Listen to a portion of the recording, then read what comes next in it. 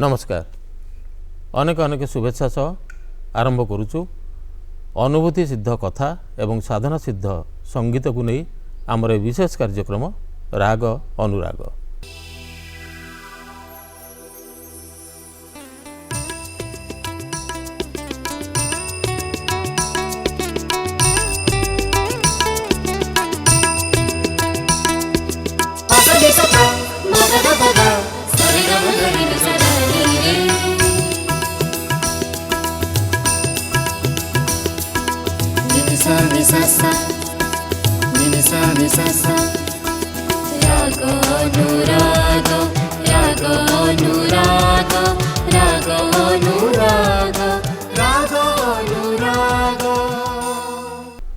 এই রাগ অনুরাগরে অতীতরে আমি ওড়িশার মূর্ধন্য শিল্পী মানকু এই মঞ্চকু নিমন্ত্রণ করিছু, সেমানক জীবনর কথা শুনেইছু এবং সেমানক সঙ্গীত পরিবেশন করিছু।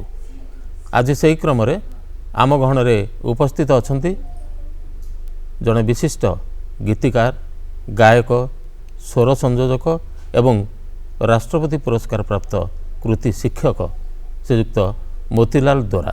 स्वागत करूँ आज्ञा नमस्कार। आज्ञा नमस्कार।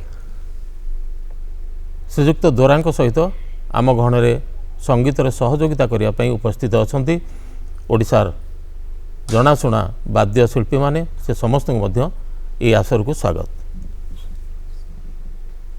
आकाशवाणी एवं दूरदर्शन सहित आपनकर बहु वर्षर संपर्क। हाँ, तेज आज बहुत दिन पर भुवनेश्वर दूरदर्शन केन्द्र रे आज पहुँचला पर आपन केमिति लागुछि? मते खुशी लागुछि, आज्ञा बहुत खुशी लागुछि और मो कृतज्ञता आरंभरू दउछि जे दूरदर्शन केन्द्र आकाशवाणी गोटे मते बोली नुह पृथ्वी सबु कलाकार को उद्भासित करिछि। तेणुकरी प्रथमरु मु ये माटी को भी प्रणाम जनाऊँ। आपण से उद्भासित कलारू आमे किछि सुनी बर्तन आमे भी आनंदित होवाई इच्छा। हाँ सर। आपण विभिन्न स्वादर विभिन्न धारार संगीत परिवेशन करती सर। मो पाखे जी खबर अच्छी सर आपण गीत गोविंद गान करती। हाँ सर। तेणु ये कार्यक्रम आरंभ गीत गोविंद कले केमती हम भल हेब। एटा तो गीत गोविंद मु गाइबिनी, से निजे जगन्नाथ गाई दियंती आ रघुनाथ पाणिग्राही मते आदर करते टिके जहाँ बतई से जहाँ मन अच्छी से गाई दूसरी धाड़ीटे।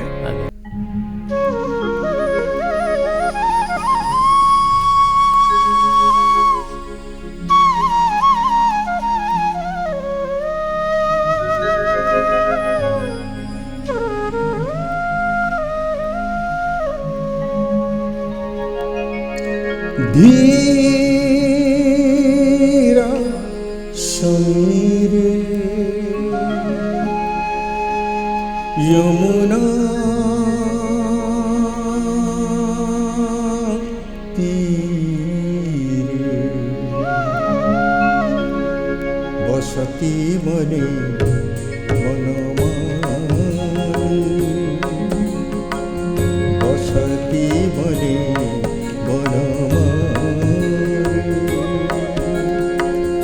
तीन पयो धरा परिसर मदन तीन पयो धरा परिसर मदन चंचल कर जुगशाली धीरा सुनीर यमुना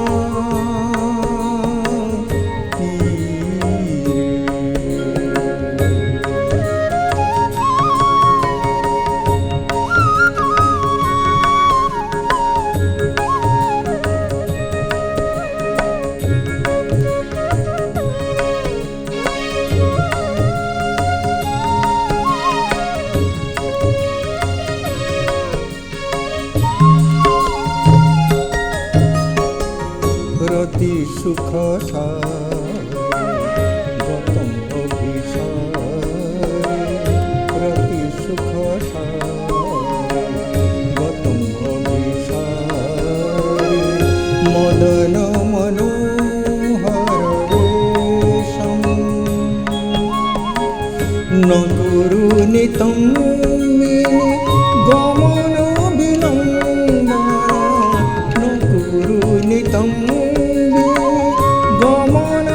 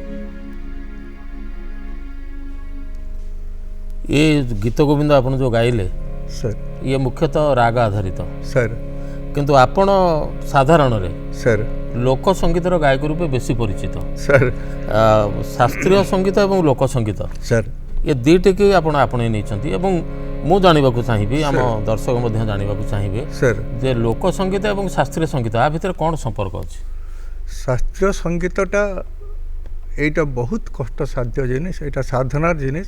লোক সংগীতটা পরম্পরা ক্রমে হস্তান্তরিত জিনিস। ଆଉ ଲୋକ ସଙ୍ଗୀତ ହଉ କି ଲୋକ ସାହିତ୍ୟ ହଉ ସବୁଥିର ବୀଜ ଦି ସିଟ୍ ଅଫ୍ କ୍ଲାସିକ୍। ତେଣୁକରି ଆମର ଲୋକ ସଙ୍ଗୀତ ପାଲା ଯାହା କରି ଯାଇଛନ୍ତି ସେଟାକୁ ପରେ ବ୍ୟାକରଣଗତ କରି ଶାସ୍ତ୍ରୀୟ କରିଛନ୍ତି। ଆଜ୍ଞା ତେଣୁକରି ଆମର ଲୋକ ସଙ୍ଗୀତ ଭରତ ମୁନି କହିଛନ୍ତି ସେମାନେ ହେଉଛନ୍ତି ଗୁରୁନାମ ଗୁରୁ ଲୋକ ସଙ୍ଗୀତ ପାଲା। କାରଣ ସେଇଠୁ ସବୁ ଉଦ୍ଭବ ହେଇଛି। ସେଇଠୁ ଲୋକକୁ ଛାଡ଼ି କେଉଁଠି ହେଇଛି ଆର କ'ଣ? ଆଜ୍ଞା ଘରକୁ ଗଲେ ଯେ ମାତା ପଚାରିବ ଲକ୍ଷଣ କେଣିକି ଗଲା, ଲୋକେ ପଚାରିଲେ କି ବୋଲି କହିବି, ରାମ କହୁଛନ୍ତି।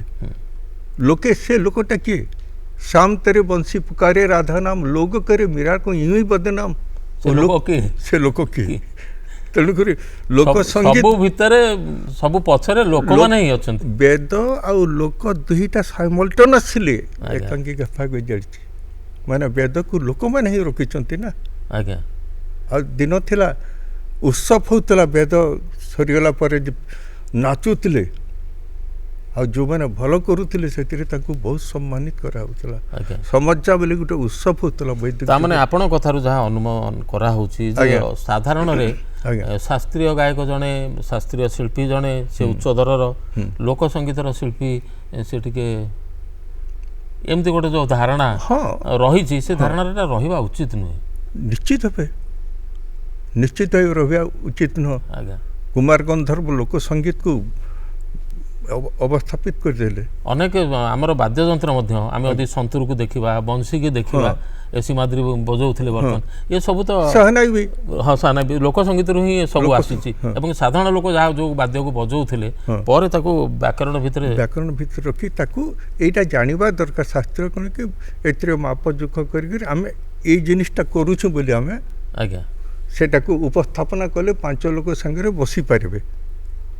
ଆଜ୍ଞା ନହେଲେ ଆମର ଏଇଠି ଯେଉଁ ଜିନିଷ ଅଛି ଏ ଲୋକ ସଙ୍ଗୀତରେ ଯେଉଁ ଜିନିଷ ଅଛି କେଉଁଟା ନାହିଁ ସେଥିରେ। କିନ୍ତୁ କହିଲେଣି ଯଦି ଏତେ ବହୁତ ଜିନିଷ ଅଛି, ସେମିତି କିଛି ଜିନିଷ ଥିବା ଲୋକଙ୍କ କାନକୁ ଯେମିତି ମୃଗ କାନକୁ ବଂଶୀ ମାନେ ଟାଣି ଆଣୁଥିଲା, ସେମିତି ଆମ କାନକୁ ଆପଣ ଟାଣି ନେଉନାହାନ୍ତି ସେ ଲୋକ ସଙ୍ଗୀତରେ ଗୋଟେ ଗୀତ ଗାଇ? ଏଇଥିରେ ଗୋଟେ ଝୁମର ଦି ଧାଡ଼ି ଗାଇ ଦେଉଛି। ଆଜ୍ଞା तक झुमा झुमा झुमको झुमा झुकरू जाबो पानी रे बरसे देउछे जानी। तक झुमा झुमा झुमको झुमा झुकरू जाबो पानी रे बरसे देउछे जानी। मिल्की देसी कलिया बादल मिल्की देसी कलिया बादल फूले बिजली रानी रे बरसे देउछे जानी। बरसे देउछे जानी। तक झुमा झुमा झुमको झुमा झुपरू झापरू पानी रे बरसे देउछे जानी। बरसे देउछे जानी।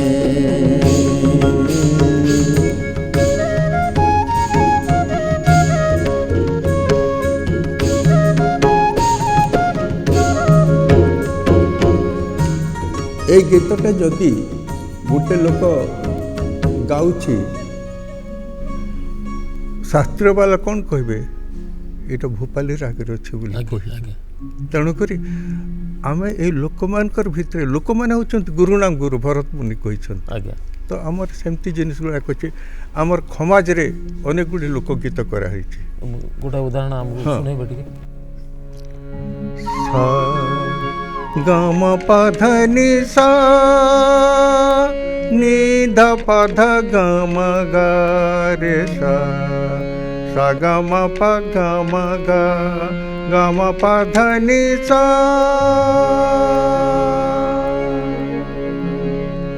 তুই মাগো করম সানি অকর্মে কর্মদায়িনী গো অকর্মে কর্মদায়িনী। দুয়ার শনি ঘটা শনি তুই মাগো করম সানি বরদেশু মোর মন জানি মাগো বরদেশু মোর মন জানি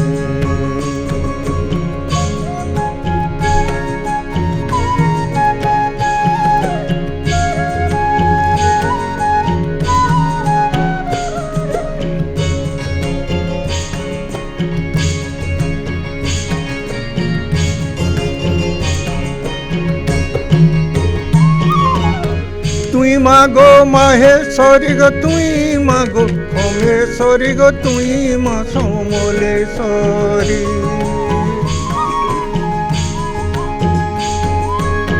তুই মাগো মাহেশ্বরী গো তুই মাগো সমলেশ্বরী গো তুই মাগো ক্ষমেশ্বরী তুই শিবানী তুই ভবানী তুই মাগো করম সানি বরদেশু মোর মন জানি মাগো অপুত্রীকে পুত্র দেশু আনি মাগো অপুত্রীকে পুত্র দেশু আনি এটা ଖମାଜ ରାଗରେ ଅଛି ଖମାଜ ରାଗରେ ଅଛି ଆଜ୍ଞା ଯେମିତିକି ବୈଷ୍ଣବ ଜନ ତ ତେନେ କହି ଟିକେ ତାକୁ ଗାଇବେ ଏବଂ ଆର ତାର ତୁଳନା ଟିକେ ଆମେ ଜାଣିପାରିବୁ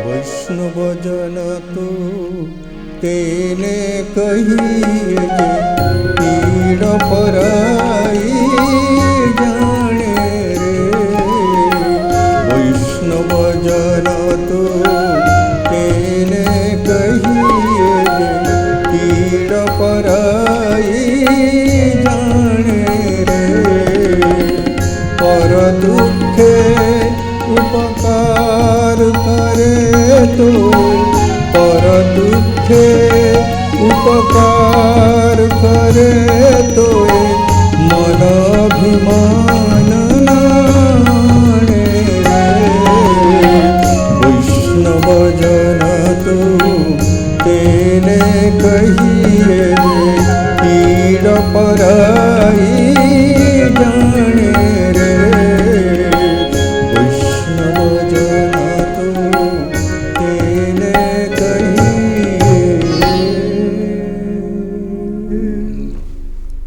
ଅତି ସୁନ୍ଦର ଭାବେ ଆପଣ ଦୁଇଟାକର ତୁଳନା ଦେଲେ ଗୋଟିଏ ଲୋକସଙ୍ଗୀତ କେମିତି ଖମାଜ ରାଗ ଆଧାରିତ ଏବଂ ଭାରତ ବର୍ଷର ଗାନ୍ଧୀଙ୍କ ପ୍ରିୟ ଭଜନ ବୈଷ୍ଣବ ଜନତ ତାର ଉଦାହରଣ ଦେଲେ ଏତେ କଳା ଆସିଲା କେଉଁଠୁ କାହିଁକିନା ଆପଣ ତ ଆରମ୍ଭରୁ କେବେ ଗାୟକ ହେବାକୁ ଚାହିଁନଥିଲେ ଆରମ୍ଭରୁ ଆପଣ ନାଟୁଆ ଥିଲେ ନାଟକ କରିବା ପାଇଁ ଆଗ୍ରହ କରୁଥିଲେ ଆଜ୍ଞା ମନେ ଅଛି ସେଦିନ କଥା ଯେବେ ନାଟକ କରୁଥିଲେ ହଁ ନାଟକ କରୁଥିଲୁ ମୁଁ ରେଡ଼ିଓରେ ବି ହସିକିରି ପାଇଛି ଇଏ ଆଦର କରିନାହାନ୍ତି ନୟନ କିଶୋର ମହାନ୍ତି ଆଦର କରିଛି ଆମର ଇଏ ସୁନୀତି ଦେବୀ ସାଙ୍ଗେ ତ ଆମେ କାମ କରିଛୁ ଭାଇ ଭଉଣୀ ଭଳିଆ ସମ୍ପର୍କ ତାପରେ ରମାପଦ ନନ୍ଦ ନୟନ କିଶୋର ମହାନ୍ତି ମୋତେ ଲିଫ୍ଟ ଦେଇଛନ୍ତି ନାଟକରେ ଲିଫ୍ଟ ଦେଇଛନ୍ତି ଭଲ ମୋର ଭଏସଟା ସେତେବେଳେ ଭଲ ଥିଲା ଏବେ ତ ବୟସ ହେଇଗଲାଣି ଭଲ ଭଲ ନାଟକ ବି କରିଛି ମଞ୍ଚରେ ଅନେକ ଗୁଡ଼ିଏ ନାଟକ କରିଛି ଡାଇରେକ୍ସନ୍ ବି ଦେଇଛି ନାଟକରେ ମ୍ୟୁଜିକ୍ ଦେଇଛି ପାର୍ଶ୍ୱ ମ୍ୟୁଜିକ୍ ଦେଇକରି ନାଁ କରିଛି ହିନ୍ଦୀ ନାଟକରେ ବି ଅପେରା ବି କରିଛନ୍ତି ଅପେରା ବି କରିଛି ଆଜ୍ଞା ହଁ ସେ ନାଟକ କଲାବେଳେ ଆଜ୍ଞା କାରଣ ସେତେବେଳେ ସେ ସମୟରେ ଆପଣ ଯେଉଁ ସମୟର କଥା କହୁଛନ୍ତି ଆଜ୍ଞା ସେତେବେଳେ ନାଟ ଗୀତ ଏ ପ୍ରତି ସାଧାରଣତଃ ପରିବାର ଭିତରେ ଆଜ୍ଞା ଏତେ ଉତ୍ସାହ ମିଳୁନଥିଲା କାହିଁକିନା ଗୁରୁଜନ ମାନେ ଭାବୁଥିଲେ ଏ ପିଲା ନଷ୍ଟ ହେଇଗଲା ବୋଧେ ଆପଣଙ୍କର ସେମିତି ଶୁଣିବାକୁ ପଡ଼େନି ଶୁଣିଛି ମୋର ବାପା ଅବଧାନ ଥିଲେ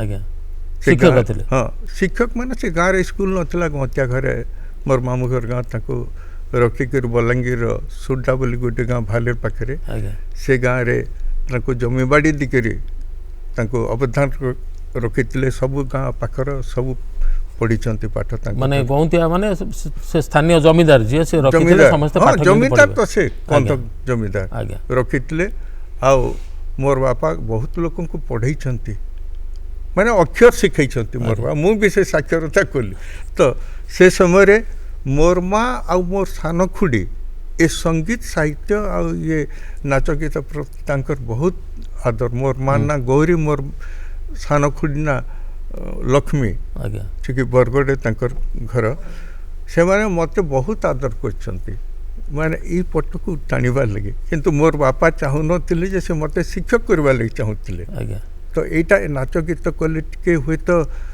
के अलगा बेपतकामी हो जीव कि बोली भाबुतिले से तो जहाँ आपण दुई जन को आग्रह को रक्षा कले कारण बापा को इच्छा था शिक्षक हेबे आपण शिक्षक हेले हाँ मोर खुड़ी और माँ ये दुई जन चाहूले नाटक गीत करू गीत भी कले मोर मझिया काका भी जड़े भल मृदंग बादक थे आज्ञा तो एमानकर आमर घरे टिके संगीत प्रति साहित्य प्रति अनुराग छला मोर माँ तो कहबे एटा पांच लोकिया कथा अच्छा 5 लोक संगे बसवा कथा गंत्याकर भी गाँव आदर करते मैंने मत आदर कर बड़ बड़ लोक मोर बापा अल्प एज्रे मोर अल्प एज्रे 10 पढ़ुले चलीगले से अपेरा कर नाटक कर नाचुले जगदानंद छुरिया बोली जड़े आज्ञा मो टीचर हाँ से समस्त मत एबे भी भीष्म बोली मन रखिंट से 10 पढ़ुला माने बड़ बड़ लोक संगे भीष्म रोल करिछि आपन देखला भले लागुन आपन भीष्म करते बोले हां ना से तळ से जोश थिला मो जो डायलॉग कहली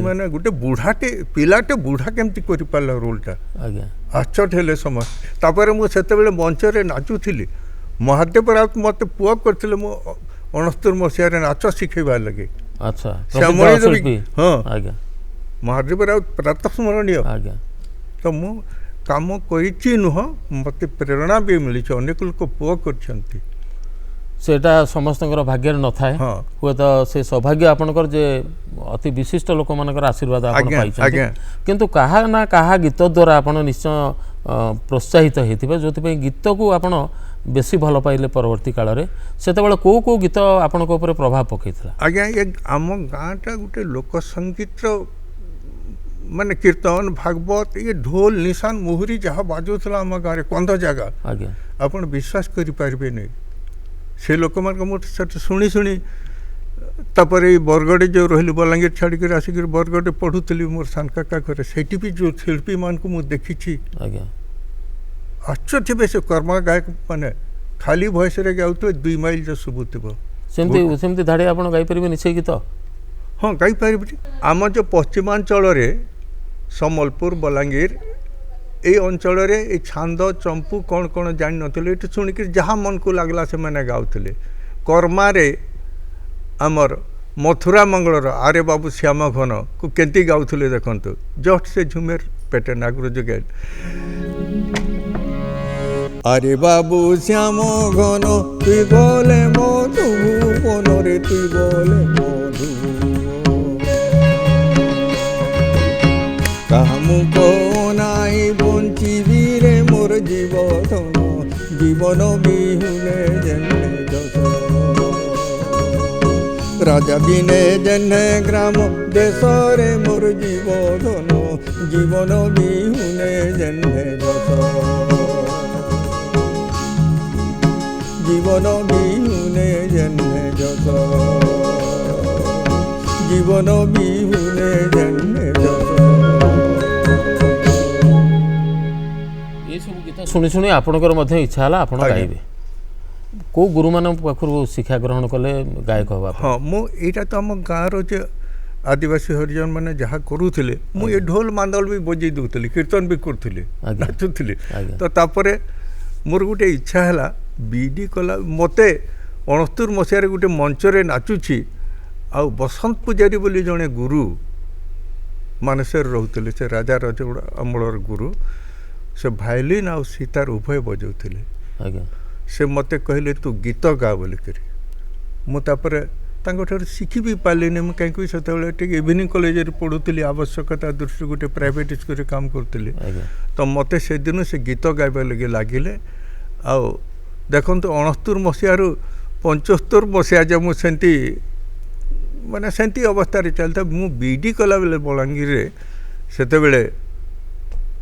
मो ଯାଇକରି ଚିତ ସାହାଣୀ ଏ ଘାସିରା ମିଶ୍ର ଏମାନଙ୍କର ସମ୍ପର୍କରେ ଆସିଲେ ଆଜ୍ଞା। ତ ସେଇଠି ମୋତେ ଗୋଟେ ପରିସ୍ଥିତିରେ ଗୋଟେ ଗୀତ ଗାଇଲି ସେ ଗୀତରେ ମୋତେ କନଫର୍ମ ହେଲି ଯେ ମାନେ ମୁଁ ଏତେ ଗୀତ ଗାଇଲେ ଭଲ ହେବ ବୋଲି ଗାଇପାରିବେ ବୋଲି ନିଜେ ସାହସ ଗୋଟେ ଆସିଲା। ବିଶ୍ୱାସ ହେଲା ସମସ୍ତେ ଆଦର କଲେ ଗଙ୍ଗାଧର ଗୀତ ଗାଇଲି ଆଚ୍ଛା ମୁଁ ତ ଅମୃତ ସାଗର ବିନ୍ଦୁ ସମସ୍ତେ ବହୁତ ଆଦର କଲେ କ'ଣ ଆଚ୍ଛା ଗାଉଥିଲି ସେ ଏତେ ସୁନ୍ଦର ଗୀତଟା ଆପଣ ମନେ ପକେଇଲେଣି ହଁ ଗୁଣୁଗୁଣୁ ହେଇ ହଉ ପଛେ ସେ ଧାଡ଼ି ଟିକେ ଗାଆନ୍ତୁ ମୁଁ ଯେ ଅମୃତ ସାଗର ବିନ୍ଦୁ। ମୁଁ ତ ଅମୃତ ସାଗର ବିନ୍ଦୁ ନଭେ ଉଠିଥିଲି ତେଜି ସିନ୍ଧୁ ମୁଁ ତ ଅମୃତ ସାଗର ବିନ୍ଦୁ ନଭେ ଉଠିଥିଲି ତେଜି ସିନ୍ଧୁ। ଏ ଗୀତରୁ ଆପଣ ଜାଣିଲେ ଯେ ଆପଣ ଗାୟକ ହେଇପାରିବେ ହଁ। ଏବଂ ଯେଉଁମାନେ ଶୁଣିଲେ ସେମାନଙ୍କର ବିଶ୍ୱାସ ହେଲା ଯେ ଇଏ ଜଣେ ଗାୟକ ହେବେ। ହଁ ମୋତେ ସେମାନେ ବିଶ୍ୱାସ କଲେ ମୁଁ ତାପରେ ଧୀରେ ଧୀରେ ଆସିକରି ଶିଖିଲି ଆଜ୍ଞା ସେତେବେଳେ ବିଡ଼ିଓ ଆସିଲେ ପ୍ରଦୀପ ପାତ୍ର ସମ୍ବଲପୁରରେ ଥାନ୍ତି ଆଜ୍ଞା ଗୁରୁ ପ୍ରଦୀପ ବିଖ୍ୟାତ ପାତ୍ର ଆଜ୍ଞା ମୁଁ ଜଙ୍ଗଲ ଭିତରେ ପୋଷ୍ଟିଂ ହେଲି ଆସିକରି ଯେତେବେଳେ ଯେମିତି ପାରିଲେ ଶିଖିଲି ଆଜ୍ଞା ତାପରେ ଆଉ ଜ୍ଞାନରଞ୍ଜନ ମହାପାତ୍ରଙ୍କ ପାଖରୁ ପରେ ଶିଖିଲି ଗୁରୁ ଜ୍ଞାନରଞ୍ଜନ ମହାପାତ୍ର ତାଙ୍କଠାରୁ ଶାସ୍ତ୍ର ଯାହା ପାରିଲି ଶିଖିଲି କୁହନ୍ତୁ ଆଜ୍ଞା ଶ୍ୟାମଣୀ ଦେବୀ କିନ୍ତୁ 69 ମସିହାରେ ଆର୍ ମହାଦେବ ରାଉତ ଦୁହେଁ କଳା ପରିଷଦରେ ଥିଲେ ଆଜ୍ଞା ମୁଁ ଶ୍ୟାମଣୀ ଦେବୀ ପାଖରେ ବି ବସୁଥିଲି ଇଭିନିଂ କଲେଜରେ ପଢ଼ୁଥାଏ ସ୍କୁଲକୁ ଯାଉଥାଏ ସେଇଠୁ ଟିକେ ମୋର ବି ପ୍ରେରଣା ପାଉଥାଏ ସେ କହିଲେ ତୁମେ ଭଲ କରିବ ମହାଦେବ ରାଉତ ପୁଅ କହିଲେ ନାଚ କରିବ କିନ୍ତୁ ଆମ ରଞ୍ଜିତ ନାଗ କହିଲେ ଯାହା ଶିଖୁଛି ତାକୁ ଶିଖ ବୋଲି ଏମାନେ ଆଦର କରିଛନ୍ତି। କେବେ ଆପଣ ଆକାଶବାଣୀର ଶିଳ୍ପୀ ହେଲେ? ମୁଁ ଆକାଶବାଣୀ ଶିଳ୍ପୀ 88 ମସିହାରୁ ହେଲି। ଆକାଶବାଣୀରେ ଆପଣ ଲୋକସଙ୍ଗୀତ ସମ୍ବଲପୁରୀ ସଙ୍ଗୀତର ଶିଳ୍ପୀ ହଁ ହେଇଛନ୍ତି, ସେତେବେଳେ ଭଜନର ଶିଳ୍ପୀ ମଧ୍ୟ ହେଇଛନ୍ତି। ପରେ ଭଜନରେ ହେଲି। ଆଜ୍ଞା ଜି ନାରାୟଣ ରାଓ ବୋଲି ଗୋଟେ ମ୍ୟୁଜିକ୍ କମ୍ପୋଜର ଥିଲେ ଆଜ୍ଞା ଆଉ ଓମ୍ ପ୍ରକାଶ ମହାନ୍ତି ବି ଥିଲେ। ଆଜ୍ଞା ମୋତେ ଜି ନାରାୟଣ ରାଓ ଏତେ ଭଲ ପାଉଥିଲେ ଯେ ମୁଁ ବିଶ୍ୱାସ କରିପାରୁନି କାହିଁକି ଭଲ ପାଉଥିଲେ ଯେ ସେମିତି ଗୁଣୀ ଗୁରୁ ସିଏ ଥିଲେ ଆପଣଙ୍କ ବହୁତ ଗୁଣୀ ଗୁରୁ ଆଜ୍ଞା ସେ ମୋତେ ଚାହୁଁଥିଲେ ଯେ ମୁଁ କମ୍ପୋଜିଂ ବି ପାସ୍ କରେଇଦେବି ବୋଲିକରି ଆଜ୍ଞା ମୋର କମ୍ପୋଜିସନ୍ ଆପଣ କମ୍ପୋଜର ହିସାବରେ ସେଠି ଅଡିସନ୍ ଦେଇନାହାନ୍ତି ନାଇଁ କିନ୍ତୁ ଆପଣ ବହୁତ ଗୀତ କମ୍ପୋଜ କରିଛନ୍ତି। କମ୍ପୋଜ କରିଛି ମୁଁ ତ ଜିଏମ୍ କଲେଜରେ ଆନ୍ଥେମ୍ ବି ମୋର ମ୍ୟୁଜିକ୍ରେ ହେଇଛି। ଆଜ୍ଞା ଆପଣ ଗୋଟେ କମ୍ପୋଜ କରିଥିବା ଗୋଟେ ଗୀତ ଆପଣ ଶୁଣିଲେ? ହଁ ଗଙ୍ଗାଧର କହୁଛି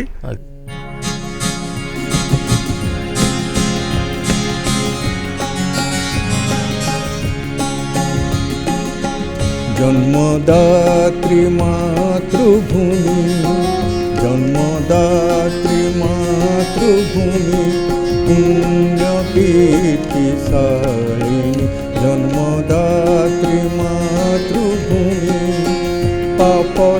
पापतापध्वंसी देवसेव्य तीर्थमालिनी जन्मदात्री मातृभूमि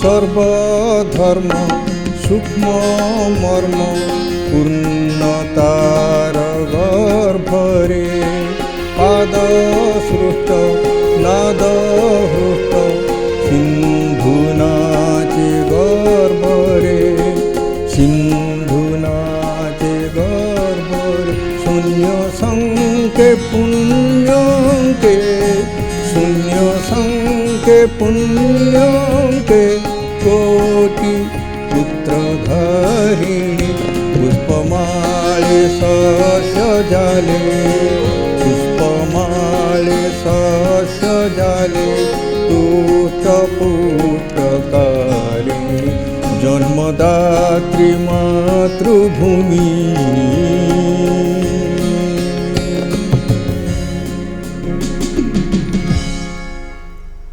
ଏଠି ଗୋଟେ ଅପେରା ହେଇଥିଲା ଆଜ୍ଞା ଗଙ୍ଗାଧର ମେହେରଙ୍କ ଜୀବନୀ ଉପରେ। ଆଜ୍ଞା ଏବଂ ତାଙ୍କରି ଗୀତରେ ଆପଣ ଏ ସ୍ୱର କରିଥିଲେ ଗଙ୍ଗାଧର ନିଜେ କହୁଛନ୍ତି। ହଁ ସେଇଟା ଉମେନ୍ସ କଲେଜରେ କରିଥିଲେ ଫୁଲ୍ ଗୀତିନାଟ୍ୟଟା ମୁଁ ଆଗରୁ ବି କରିଛି, କିନ୍ତୁ ଉମେନ୍ସ କଲେଜରେ ମୋତେ ଗୋଟେ ସୁବିଧା ଦେଲେ ପ୍ରଣୟ ବଲ୍ଲରୀ ଗୀତିନାଟ୍ୟ ରୂପ ଦିଆ ହବ ବୋଲିକରି ସେଥିରେ ଗଙ୍ଗାଧରଙ୍କ ରଚନା କିଛି ମଧ୍ୟ ଖଞ୍ଜା ହେଲା। ହଁ ଏଇଟା ତ ଗଙ୍ଗାଧର ଗୀତଟା ଗାଇଲେ ଆଗରୁ ଜନ୍ମଦାତ୍ରୀ ସୂତ୍ରଧର ଭଳି ଗଙ୍ଗାଧର ନିଜେ କିନ୍ତୁ ଗାଇଲେ। ଗଙ୍ଗାଧର ଏବେ ଗୀତିନାଟ୍ୟର ଆରମ୍ଭରୁ ପ୍ରଣୟ ବଲ୍ଲରୀରେ ଯେ ପ୍ରଥମଟା ଗୀତଟା ଆଜ୍ଞା ଜୟ ବେଦବ୍ୟାସ ଜୟ କାଳିଦାସ ମାନେ ଅପେରାରେ ଗଙ୍ଗାଧର ନିଜେ ସାମ୍ନା ଠିଆ ହେଉଛନ୍ତି ସୂତ୍ରଧର ଆଉ ସେଟା କରୁଛନ୍ତି।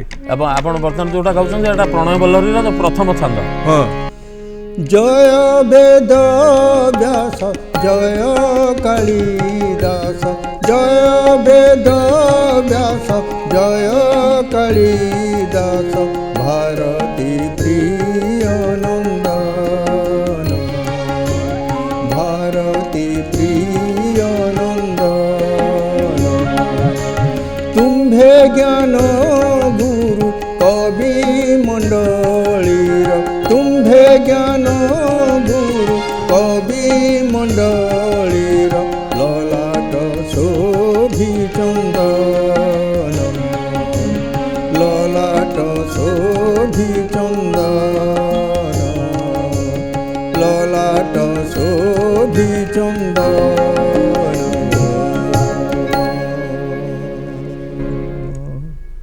ଏସବୁ ଗୀତ ଗାଇବା ଭିତରେ ଆଜ୍ଞା ଆପଣ ପୁଣି ଗୀତିକାର ବି ହେଲେ। ଆଜ୍ଞା ଆପଣ ଦୁଇଟି ଗୀତି କବିତା ସଂକଳନ ମଧ୍ୟ ଆପଣଙ୍କର ପ୍ରକାଶିତ ହୋଇଛି। ଗୀତ ଲେଖିବା ପାଇଁ ପୁଣି ମନ କାହିଁ ହେଲା? ମୁଁ ପ୍ରଥମରୁ 73 ମସିହାରେ ଗୋଟେ ନାଟକ ଏ ଯେଉଁ ଯିଏ ଗୀତିନାଟ୍ୟ ଯିଏ କରିଥିଲେ ସେ ମୋର ହେଡ଼ମାଷ୍ଟର ଥିଲେ ମାନସରେ, ଆଜ୍ଞା ସେ ଆକାଶବାଣୀର ରାଇଟର ଥିଲେ। ଆଜ୍ଞା ତ ତାଙ୍କୁ ମୁଁ କହିଲି ପିତା ପୁତ୍ର ଗଳ୍ପକୁ ନାଟକ ରୂପ ଦିଆ ହେବ ବୋଲି, ଆଉ ମୁଁ ସେଥିରେ ମୁଖ୍ୟ ଭୂମିକା ଗ୍ରହଣ କଲି ଆଉ ମ୍ୟୁଜିକ୍ କ୍ରିଏଟ୍ କଲି। ସୁରେନ୍ଦ୍ର ମହାନ୍ତିଙ୍କର ଯେଉଁ ପ୍ରସିଦ୍ଧ ଗଳ୍ପ ହଁ ପ୍ରସିଦ୍ଧ ଗଳ୍ପ। ତ ସେ କହିଲେ ଆପଣ ଗୀତ ଲେଖନ୍ତୁ ବୋଲି, ଆଉ ମୋର ଗୋଟେ ଧାରଣା ମୂଳରୁ ଧାରଣା ଯେ ଏଇ ଗୀତି କବିତା ହିଁ ସାହିତ୍ୟକୁ ବିଶେଷ ଅନୁଦାନ ଦେଇଛି। ଆଜ୍ଞା ତ ମୁଁ ତାଙ୍କୁ ଗୀତ ଆପଣ ଗୀତ ଲେଖନ୍ତୁ ନାହିଁ ଆପଣ ଲେଖନ୍ତୁ, ସେଠି 2-3ଟା ଗୀତ ମୁଁ ଲେଖିଥିଲି। ତ ସେଠି ଜଣେ ସେଇଟା 74 ମସିହାରେ ଜଣେ ଓଡ଼ିଆ ଅଧ୍ୟାପିକା ସୁପ୍ରଭାତ ଦାସ ବୋଲି ଜଣେ ମ୍ୟାଡ଼ାମ୍ ଉମେଶ କଲେଥିଲେ, ଗୋଟେ ଘଟଣାକ୍ରମେ ମୋତେ ଭେଟିଲେ, କହିଲେ ଆପଣ ବହୁତ ସୁନ୍ଦର ଲେଖୁଛନ୍ତି କହିଲେ। ତ ସେ 74 ମସିହାରୁ ଦେଖନ୍ତୁ 84 ମସିହା ଯାଏ ମୁଁ କେଉଁଠି ଲେଖିଛି କ'ଣ କରୁଛି ଫିଙ୍ଗି ଫୁଙ୍ଗା ଦେଉଥିଲି। ଆଉ ତାପରେ ଆକାଶବାଣୀରେ ମୁଁ ଗୀତ ଗାଇବାର ଲାଗି ଗୀତ ଉତାରୁଥିଲେ ମାନେ ଖାତାରୁ, ଅନ୍ୟ ମୋର ରେକର୍ଡ଼ିଂ ଥିଲାବେଳେ ଚତୁର୍ଭୁଜ ପଣ୍ଡା ବୋଲି ଜଣେ ପ୍ୟାକ୍ସ ଥିଲେ। ଆଜ୍ଞା ସେ କହିଲେ ତମେ ଗୀତ ଗାଇବାଟା ଯାହା କରୁଛ କିନ୍ତୁ ଗୀତ ସିଲେକ୍ସନ୍ ଯେ କରୁଛ ଭଲ ଗୀତ ସିଲେକ୍ସନ୍ କରୁଛ ବୋଇଲେ ମୁଁ ତାଙ୍କୁ କହିଲି ଆଜ୍ଞା ମୁଁ କେତେବେଳେ କିନ୍ତୁ ଲେଖି ଲୁଖା ବି ହେନ୍ତି ଦେଉଛି ବୋଲି କହିଲି ବୋଲେ କହ ତ ଗୋଟେ ଦୁଇଟା ଗୀତ କହିଲେ ମୋତେ ସେ ଗାଳି ଦେଲେ। ମାନେ ମୁଁ ମାତ୍ର 26ଟା ଗୀତରେ ସମ୍ବଲପୁରୀ ଗୀତରେ ଆପ୍ରୁଭାଲ୍ ପାଇଛି। ଆଚ୍ଛା ଆଉ କହିଲେ ଦେଇଦେବେ ବୋଲେ ମୁଁ ନଥିଲା ଖୋଜି ଖୋଜା କରି ସଂଗ୍ରହ କରି 25ଟା ଗୀତ ହେଲା ଆଉ ଗୋଟେ ଲେଖିଲି, ସ୍ୱୀକୃତିପ୍ରାପ୍ତ ଗୀତିକାର ତାପରେ ହେଲେ ହେଇଗଲି।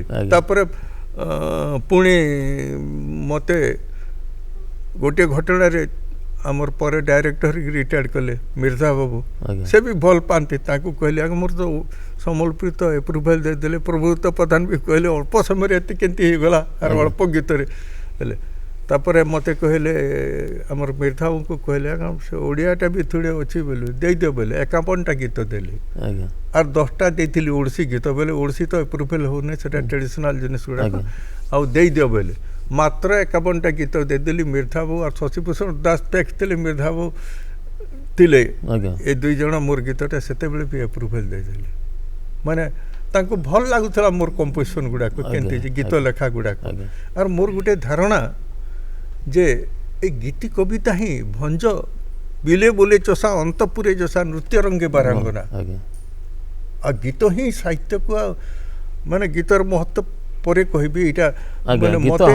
ଆମର ଯେଉଁ ଆମେ ଯଦି ଲକ୍ଷ୍ୟ ରଖିବା ଆମର ରୀତି ଯୁଗଠୁ ଗୀତି ଯୁଗ ପର୍ଯ୍ୟନ୍ତ ଆଜ୍ଞା ଆମର ଯେଉଁ ସାହିତ୍ୟ ସଙ୍ଗୀତାଶ୍ରୟ ହିଁ ଥିଲା ଏବଂ ଛାନ୍ଦରେ ଲେଖା ହେଉଥିଲା, ଯେଉଁ କାବ୍ୟ କବିତା ଏବଂ ସେଟା ଗାନ କରାଯିବା ପାଇଁ ହିଁ ଲେଖା ହେଉଥିଲା।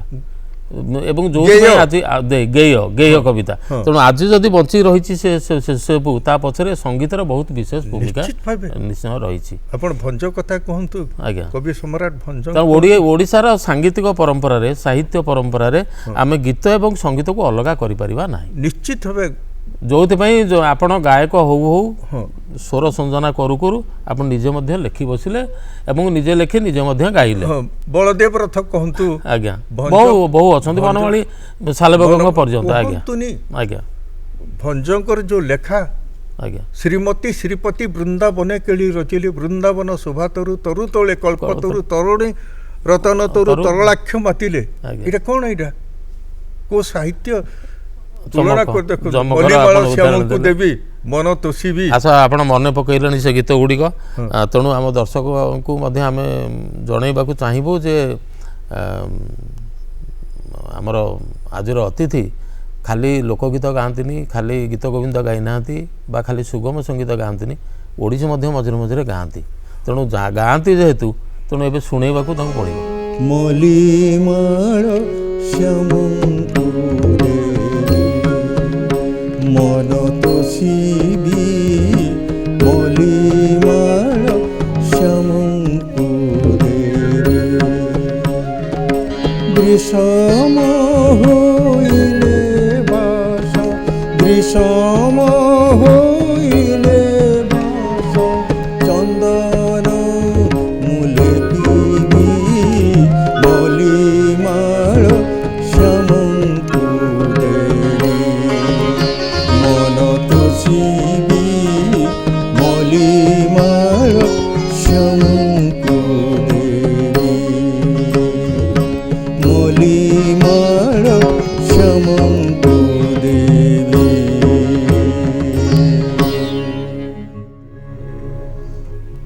ସବୁ ଧରଣର ଗୀତ ପ୍ରତି ଆପଣଙ୍କର ଭଲ ପାଇବା ଏବଂ ଆକର୍ଷଣ ପ୍ରମାଣିତ କରୁଛି ଯେ ଆପଣ କଣ୍ଠରୁ ଖାଲି ବାହାରକୁ ଆପଣ ମାନେ ଶିଳ୍ପୀ ନୁହନ୍ତି, ଆପଣଙ୍କ ସିଧା ହୃଦୟ ଭିତର ବାହାର ସବୁଆଡ଼େ ଗୋଟେ ଶିଳ୍ପୀମୟ ସତ୍ତାକୁ ଆମେ ଏଠି ପ୍ରତ୍ୟକ୍ଷ କରୁଛୁ। ନହେଲେ ସବୁ ଓଡ଼ିଶାର ଯେଉଁ ବିବିଧ ସାଙ୍ଗୀତିକ ପରମ୍ପରା ଏ ସବୁକୁ ଭଲ ପାଇବା ଏବଂ ତାକୁ ଗାଇବା ଇଏ ସହଜରେ ହେଇନଥାନ୍ତା। ଏବଂ ଆପଣଙ୍କର ଅବଦାନ ପାଇଁ ଆପଣ ଲୋକସଙ୍ଗୀତ ବିଭାଗରେ ଓଡ଼ିଶା ସଙ୍ଗୀତ ନାଟକ ଏକାଡେମୀ ପୁରସ୍କାର ମଧ୍ୟ ପାଇଛନ୍ତି। ମୋତେ ଦେଇଛନ୍ତି। ତ ଆପଣଙ୍କ ଅବଦାନକୁ ସେ ସ୍ୱୀକୃତି ମିଳିଛି। ଆପଣଙ୍କର ଗୋଟେ ଗୀତ ମୋର ମନେ ପଡ଼ୁଛି, ନିହାଣ ମୁନରେ ଗୋଟେ ଗୀତ ସମ୍ବଲପୁର ଆକାଶବାଣୀ ପାଇଁ ଆପଣ ଯେଉଁଟା ପ୍ରସ୍ତୁତ କରିଥିଲେ, ଖୁବ୍ ଚମତ୍କାର ଗୀତ। ସେ ଗୀତ ଟିକେ ଆମକୁ ଶୁଣେଇବେ ଏବେ। ନିହାଣ ମୁନରେ ଚକା ଆଖି ତୁମେ ମୂରତି ପାଲଟି ଯା ତୁମେ ମୂରତି ପାଲଟି ଯା ଭକତିରେ ଥରେ ଡାକିଲା ତୁରେ ଭକତିରେ ଥରେ ଡାକିଲେ ତୁରେ ମନର ମଣିଷ ହୁଅ ତୁମେ ମୂରତି ପାଲଟି ଯା ତୁମେ ମୂରତି ପାଲଟି ଯା।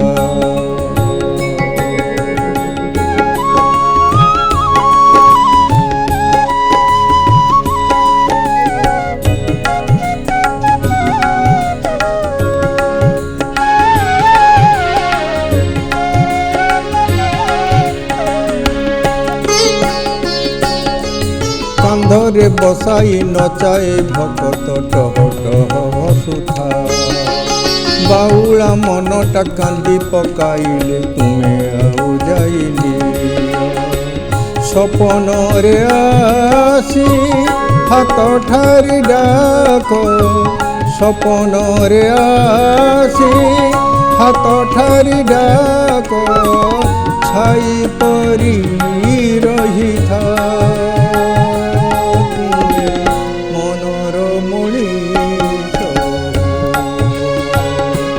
ତୁମେ ମନର ମଣିଷ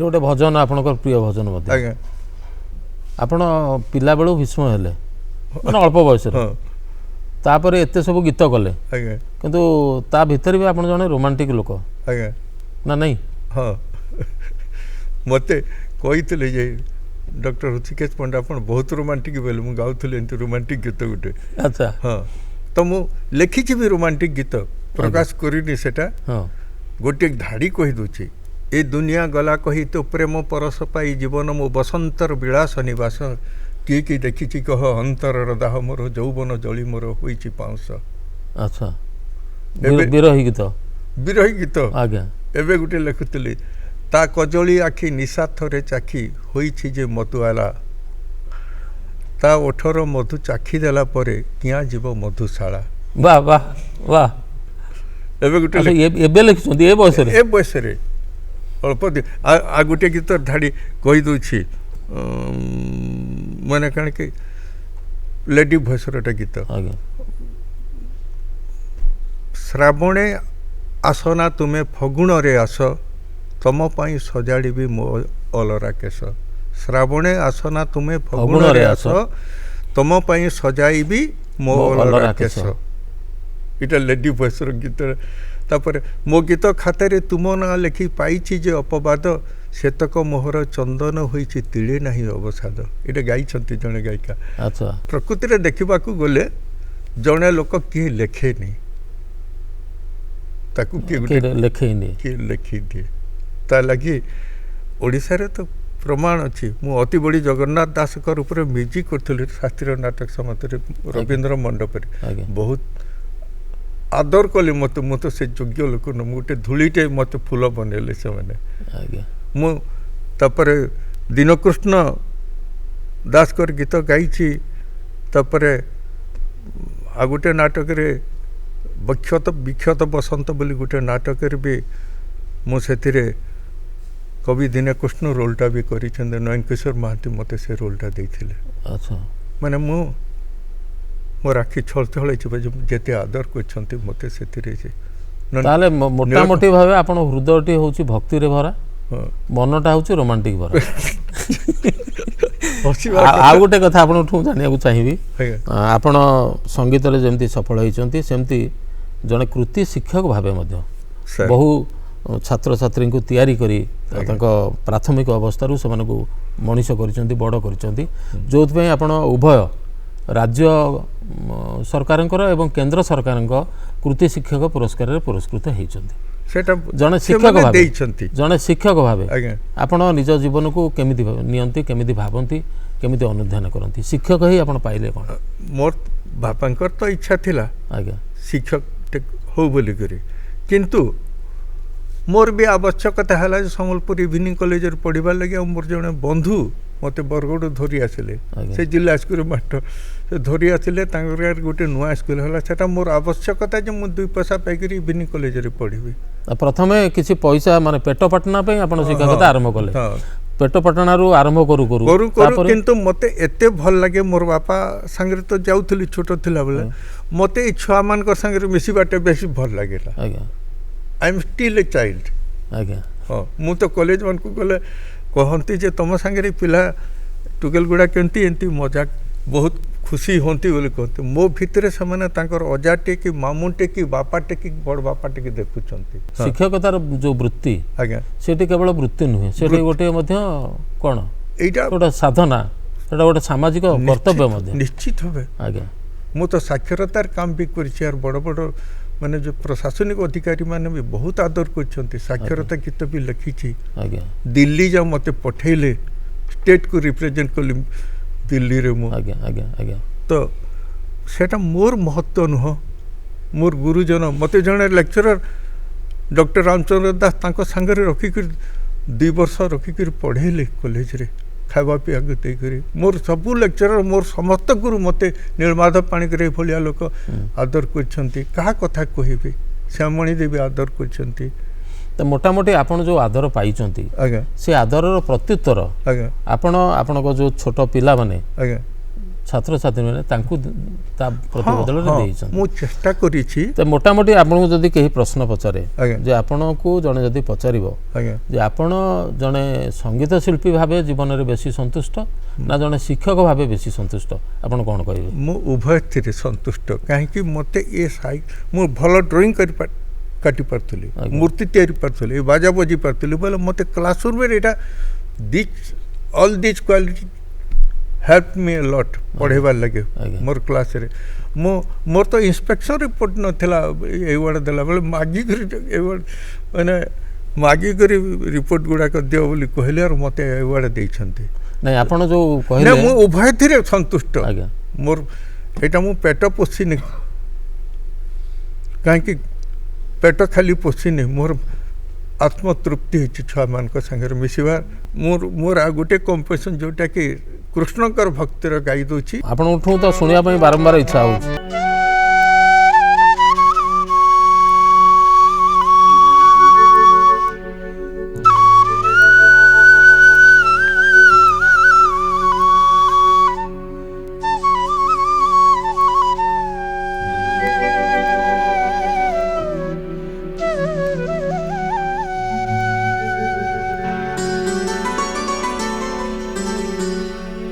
কানুর মুড়ে মজুর চুল কে দেইছে খুঁচি গো, কে দেইছে খুঁচি গো, ঝিকি মিকি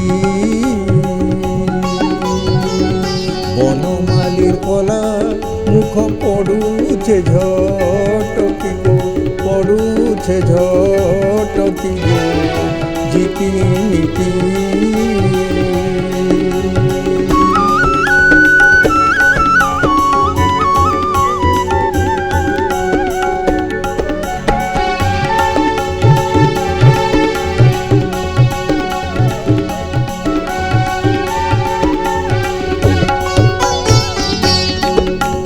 দুই হাতে বলা বেঁকে বন ফুলর মালা, বেঁকে বন ফুলর মালা, কানে কুরে ফুল দিছে ডৌল ডাউল, দিছে ডৌল ডাউল। দুই হাতে বলা বেঁকে বন ফুলর মালা, বেঁকে বন ফুলর মালা, কানে কুরে ফুল দিছে ডৌল ডাউল, দিছে ডৌল ডাউল। কে দেলা পাদেনে হে পুরা গরুণ ঝুড়ু তার সুর, কে দেলা পাদেনে হে পুরা গরুণ ঝুড়ু তার সুর। চালি গলে গলা হে, চালি গলে গলা মালি মন মুহি নেচিব, মন মুহি নেচিব, ঝিকি মিকি বনমালীর কলা মুখ পড়ুছে ঝটকি গো, পড়ুছে ঝটকি গো, ঝিকি মিকি ঝিকি মিকি ঝিকি মিকি।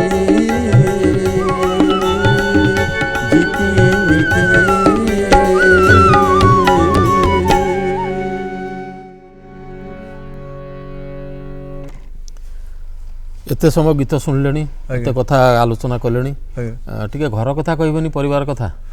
ମୋର ପରିବାର ବେଲେ ମୋର ବାପା ମାଆଙ୍କର ମୁଁ ଗୋଟିଏ ମାତ୍ର ପୁଅ। ଆଜ୍ଞା। ଆଉ ଆପଣଙ୍କର? ମୋର ଦୁଇଟା ଝିଅ, ପୁଅଟା ଥିଲା ଚାଲିଗଲା। ଆଜ୍ଞା। ଏବେ ଦୁଇ ଝିଅ? ଏବେ ଦୁଇ ଝିଅ, ବଡ଼ ଝିଅଟା ବରଗଡ଼ରେ ବାହା ହେଇଛି, ସେ ବି ମ୍ୟୁଜିକ୍ ପ୍ରତି ମ୍ୟୁଜିକ୍ ଟିଚର୍ ଅଛି ସେ। ଆଚ୍ଛା। ଆଉ ସାନ ଝିଅଟା ବ୍ୟାଙ୍କରେ ଚାକିରି କରୁଛି। ଝିଅମାନେ ମଝିରେ ମଝିରେ ଆପଣଙ୍କ ପାଖରେ ପହଞ୍ଚନ୍ତି, ଆପଣ ଭଲ ମନ୍ଦ ବୁଝନ୍ତି? ହଁ ନିଶ୍ଚିତ ଭାବେ। ଏବେ ତ ସାନ ଝିଅ ଆଉ ସାନ ଜୁଇଁ ଇଞ୍ଜିନିୟର। ଆଜ୍ଞା। ସେ ନେଇଥିଲେ ମୋତେ। ଏ ଦୃଷ୍ଟିରୁ ମଧ୍ୟ ଆପଣ ଭାଗ୍ୟବାନ। ନିଶ୍ଚିତ ଭାବେ ମୋତେ ବହୁତ ଆଦର। ମୋ ନାତୁଣୀ ଦୁଇଟା ତ ମୋତେ ଏତେ ଆଦର କରନ୍ତି। ସାନ ନାତୁଣୀ ଫୋନ୍ କରିବ ସବୁଦିନ, ଆଜ୍ଞା। ତା ସେ 7 ବର୍ଷ ହେଉଛି ତାକୁ।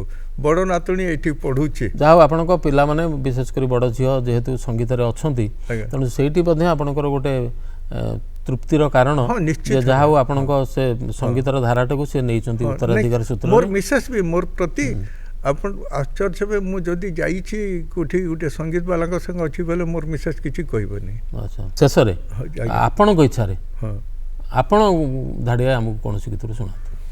ଦେଖୁଛି ମୋତେ ନର୍ତ୍ତମ ଦାଦା ଯେତେବେଳେ ଥିଲେ ଆଜ୍ଞା। ଦାୟିତ୍ୱରେ 86 ମସିହାରେ ଗୋଟେ ଫଗୁନ ଉପରେ ଗୋଟେ କମ୍ପୋଜିସନ୍ ଦେଇଥିଲେ। ଆଜ୍ଞା। कोठी दूरदर्शन पे दूरदर्शन ପାଇଁ आगे ସେଥିରୁ ଧାଡ଼େ ଗାଇଥିବି ଆର ମୁଁ ପ୍ରଥମ କରି ଓଡ଼ିଆ ହନୁମାନ ବନ୍ଦନା ଗାଇଛି ଆଜ୍ଞା। ସେଥିରୁ ଧାଡ଼େ ଗାଇଥିବି आगे ଦୁଇଟା ଧାଡ଼ି आगे এটা ମୋ ନିଜ କମ୍ପୋଜିସନ୍ ଝରେଇ ଫୁଲରେ ବାସ ଆଏଲା ଫଗୁନ ମାସରେ ଆଏଲା ଫଗୁନ ମାସ ଝରେଇ ଫୁଲରେ ବାସ ଆଏଲା ଫଗୁନ ମାସରେ ଆଏଲା ଫଗୁନ ମାସ ଘରେ ବନେ ଲାଗିଲା ରାହାସ ରେ ବୃନ୍ଦାବନେ ଲାଗିଲା ରାହାସ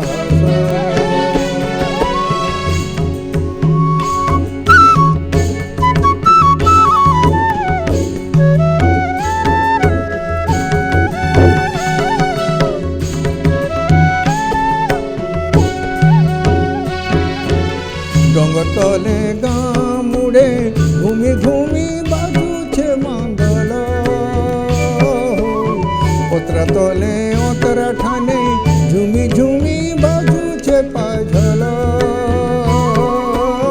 सरगु पड़ुछे झरी जनु चंदनर झरी रे जनु चंदनर झरी सरगु पड़ुछे झरी जनु चंदनर झरी रे जनु चंदनर झरी कदम बने बए सिरबिलास रे घर बने लागिला राहास रे बृंदाबने लागिला राहास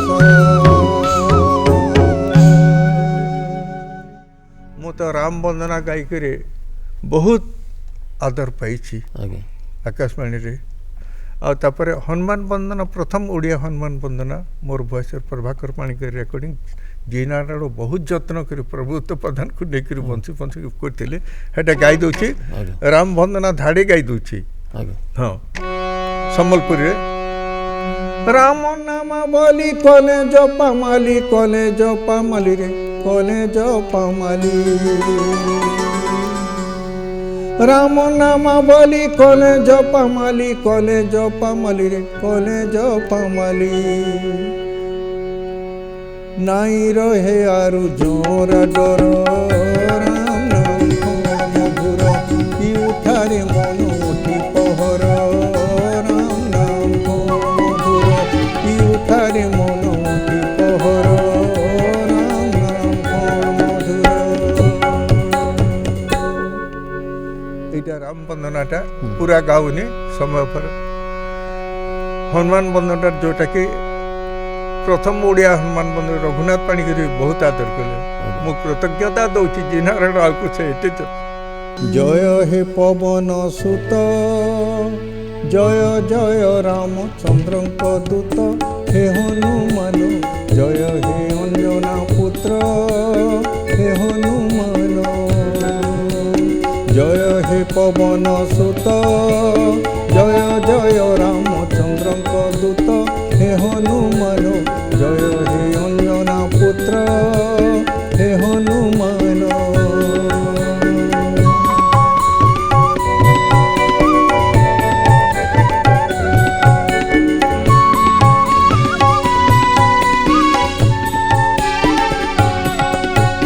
जय संकट नाशन संकट मोर कर विमोचन जय संकट नाशन संकट मोर कर विमोचन हे हनुमान कहि प्रभाकरहीन हे हनुमान कहि प्रभाकरहीन हे हनुमान जय हे पवन सुत जय जय रामचंद्र दूत हे हनुमान जय हे अंजना पुत्र हे हनुमान संकट मोचन हनुमान आपणकर समस्त संकट दूर करंतु आपण दीर्घ निरामय जीवन यापन करंतु सुस्थ रुहंतु एमती समस्त को खुशी कराउथांतु एते समय धरी आपण गीतरे कथारे आमको बुड़े रखिले समय केमती चलीगला जानी हेलानी तेबे आमर निमंत्रण रक्षा करी ये आसर को सफल कर आपन को बहुत बहुत धन्यवाद धन्यवाद समस्त वाद्ययंत्र शिल्पी बंधु मानक समस्त को बहुत बहुत धन्यवाद मु भी धन्यवाद दूची कृतज्ञता दूची आकाशवाणी दूरदर्शन केंद्र ମୋତେ ବହୁତ ଉଦ୍ଭାସିତ କରିଛି। ଏବେ ଅନେକ ସମସ୍ୟା ଭିତରେ ବି ମୋତେ ଯେଉଁ ଡାକିକରି ଏଇଠି ଆପଣମାନେ କିଛି ଗୋଟେ ଆଦର କଲେ ସେଇଟା ମୁଁ ସେତେ ଯୋଗ୍ୟ କି ନାହିଁ ଯେ ମୁଁ କହିପାରିବିନି। ତେଣୁ ମୋର ସହଯୋଗୀମାନଙ୍କୁ ଯେଉଁ ମ୍ୟୁଜିକ୍ କରୁଛନ୍ତି ତାଙ୍କୁ ବି କୃତଜ୍ଞତା ଦେଉଛି। ଦୂରଦର୍ଶନ କେନ୍ଦ୍ରକୁ ଆର୍ ଆକାଶବାଣୀକୁ ମୁଁ ଏଇ ମାଟିକୁ ବି କୋଟି ପ୍ରଣାମ ଜଣାଉଛି। ଆର୍ ମୋ ସାଙ୍ଗରେ ଅଛନ୍ତି ବିଜୟ ମଲ୍ଲ, ଯିଏକି ଜଣେ ଗୁଣୀଜ୍ଞାନୀ ଲୋକ, ମୋତେ ଧୂଳିଟାକୁ ଫୁଲ କରିବା ଲାଗି ଚେଷ୍ଟା କରିଛନ୍ତି, ତାଙ୍କୁ ମଧ୍ୟ କୃତଜ୍ଞତା ଦେଉଛି। ଆର୍ ମୋର ସମସ୍ତ ଶିକ୍ଷକ, ସମସ୍ତ ଗୁରୁଜନ, ମୋର ବାପା ମାଆଙ୍କର, ମୋର ଜନ୍ମ ମାଟିକୁ, ଜଗନ୍ନାଥଙ୍କୁ, ମା ସମଲେଶ୍ୱରୀଙ୍କୁ ମନେ କରୁଛି। ଆଉ ମୋ ସାଇବାଙ୍କୁ ସାଇବାଙ୍କୁ ମଧ୍ୟ ପ୍ରଣାମ ଜଣାଇକରି ଏ କାର୍ଯ୍ୟକ୍ରମରେ ମୁଁ ଆପଣମାନଙ୍କର ଆଗରେ ଚିରକୃତଜ୍ଞ ହୋଇ ରହୁଛି। ଧନ୍ୟବାଦ। ନମସ୍କାର। ନମସ୍କାର।